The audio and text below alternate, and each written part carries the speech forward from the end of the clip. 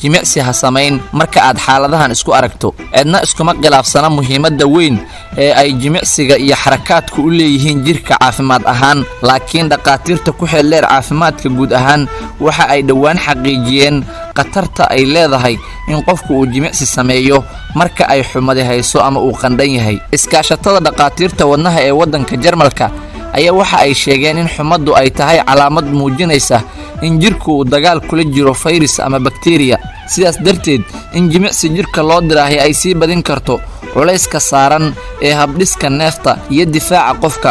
isla markaasna waxa ay sheegeen in uu yaraanayo awooddii uu jirku isaga caabin lahaa xanuunadaas.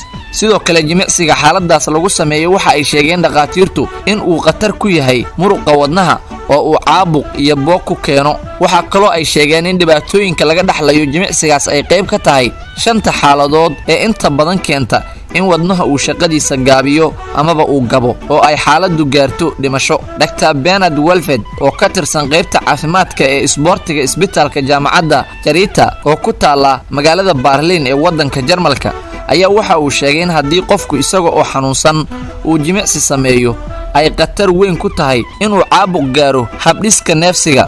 sidoo kale waxa uu keeni karaa in qofku ay muruqyada xanuunaan ama mararka qaarkood uu dilaac ku yimaado muruqyadaas. dhaqaatiirtu waxa ay ku talinayaan in qofka jimicsiga sameynaya ama doonaya inuu jimicsi sameeyo xilliyada qaar uu iska ilaaliyo oo uu si gaar ah uga feejignaado xaaladiisa caafimaad, gaar ahaanna xilliyada qaboobaha ee jiilaalka oo ay fayrasyadu aad u fara badan yihiin isla markaasna ay faafaan, qofkana marar badan ay ku keeni karto xanuuno aan la garanayn oo qaarkood uusan hore u dareemi jirin. sidaas awgeed waxa ay sheegeen in muhiim ay tahay inuu qofku feejignaado haddii uu isku arko xaalado neefsiga la xiriira sida caburka sanka ama diif badan, raqabada oo xanuunta iyo qanjirada oo barara.